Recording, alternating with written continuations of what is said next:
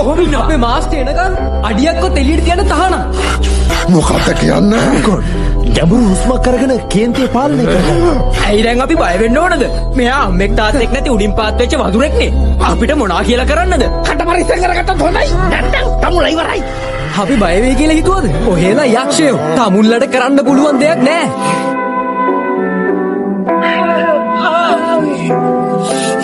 What the penanada?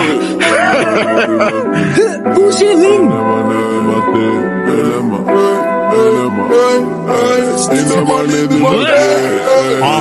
උගුලන්නේ ඇස් මේ පාදඩ කොල්ලන්ට සිල්ල මේ තාම මං පෙන්නන්න ගත්තේ නෑ රැස් කට හිඳ නහින්න හදන උඹ තම අලල බඳින්නේ ගස් මගේ වචන තුඹට වස් දැමෙසෙමෙන් එද්දි අරින්න ආවොතින් දාලඩ වහන්නේ පස්